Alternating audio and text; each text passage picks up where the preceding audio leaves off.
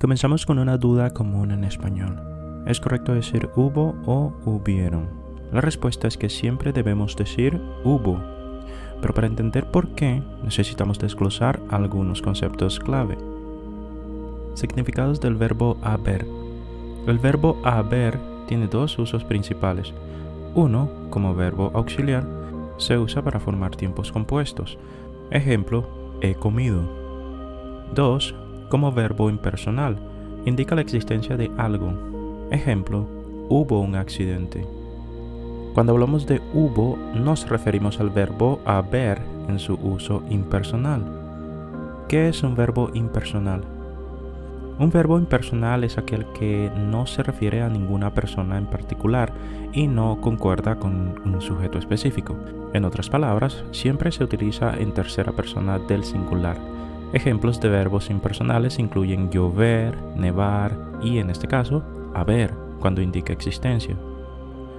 Concordancia agramatical. Aquí es donde suele surgir la confusión.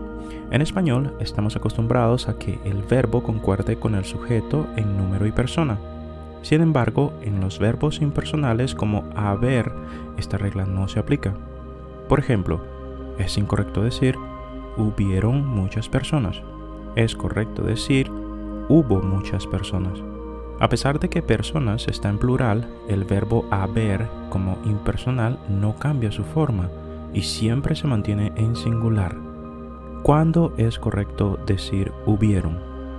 La única situación en la que podríamos encontrar hubieron es cuando el verbo haber se utiliza como auxiliar en una oración con tiempo compuesto, pero aquí se refiere a una acción realizada por un sujeto plural, no a la existencia de algo. Ejemplo, ellos hubieron terminado el trabajo antes de tiempo. Este uso es extremadamente raro y arcaico en español moderno. Conclusión. Es por eso que se dice hubo cuando hablamos de la existencia de algo, sin importar si lo que existe está en singular o en plural. El verbo haber como impersonal no cambia y siempre debe ir en tercera persona del singular. ¿Es correcto decir medio confundida o media confundida? La respuesta es que se dice medio confundida y te explicaré por qué. Diferencia entre adjetivos, adverbios y sustantivos. Para entender esto, primero tenemos que aclarar tres conceptos básicos. ¿Qué son los adjetivos? Son palabras que describen o califican a un sustantivo. Por ejemplo, en casa grande, grande es el adjetivo que describe a casa. ¿Qué son adverbios? Son palabras que modifican un verbo, adjetivo o a otro adverbio, proporcionando más información. Ejemplo, corre rápidamente, donde rápidamente es un adverbio que describe cómo corre alguien. ¿Qué es un sustantivo? Son palabras que nombran personas, animales, cosas o ideas. Ejemplo, perro, mesa, amor. Ahora, con estos conceptos claros, veamos cómo se aplica a nuestra frase. Medio como adverbio en ella está medio confundida. En la frase ella está medio confundida, la palabra medio funciona como un adverbio.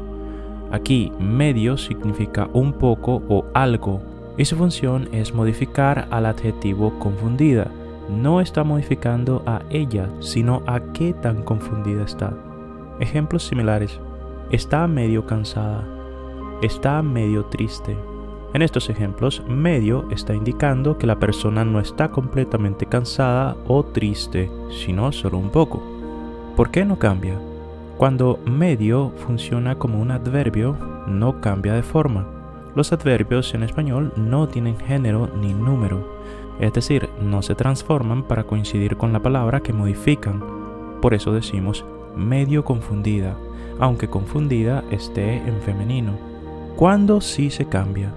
Medio solo cambia cuando se usa como un adjetivo, es decir, cuando está describiendo directamente a un sustantivo y debe concordar en género y número. Ejemplo, media naranja, donde media describe la mitad de una naranja, un sustantivo femenino.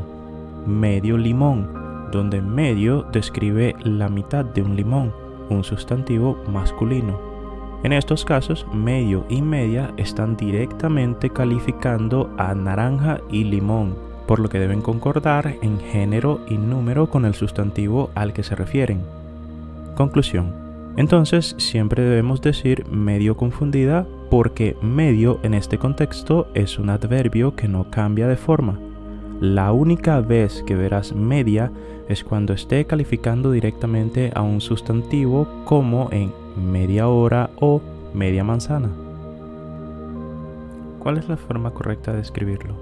La respuesta es que todas son correctas, pero se usan en situaciones diferentes.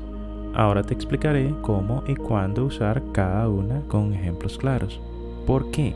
Se usa en preguntas directas o indirectas. Está compuesto por la preposición por y el pronombre interrogativo o exclamativo que. Ejemplos. Pregunta directa.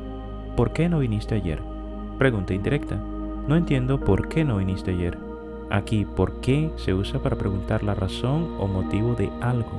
Porque es una conjunción que se usa para explicar la causa o motivo de algo. Es decir, responde a la pregunta ¿por qué? Ejemplos. No vine porque estaba enfermo. Estudió mucho porque quería aprobar el examen. En estas frases, porque está dando la razón o justificación de la acción. ¿Por qué? Es un sustantivo que significa la razón o el motivo. Se usa con artículos como el o un delante de él. Ejemplos. No entiendo el porqué de tu enojo. Dime un porqué para esa decisión. Aquí, por qué funciona como un sustantivo y se refiere a la razón en sí misma. ¿Por qué? Esta es la forma menos común y es una combinación de dos palabras, la preposición por y la conjunción que. Aunque es la menos común de las cuatro formas, es importante entender cómo funciona y en qué contextos se usa. Entendamos qué es una preposición. Una preposición es una palabra que establece una relación entre dos elementos en una oración, normalmente indicando lugar, tiempo, causa o modo.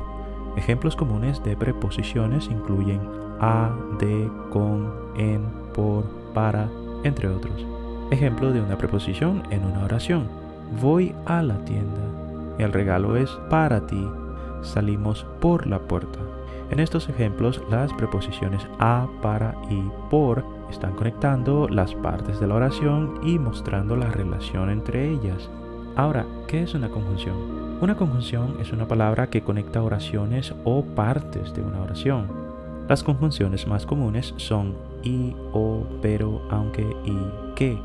Ejemplo de una conjunción en una oración. Estudio mucho porque quiero aprobar. Espero que llegues pronto.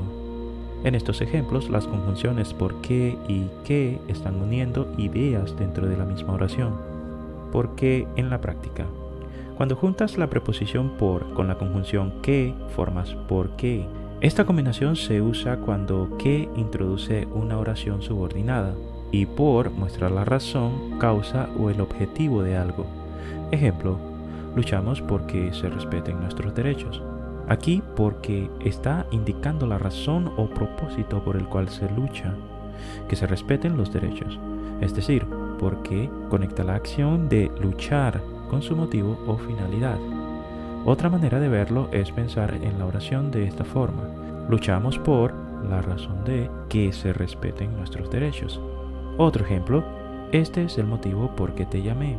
Aunque en este caso es más común decir, este es el motivo por el que te llamé. Aquí, por qué está uniendo motivo con la acción te llamé.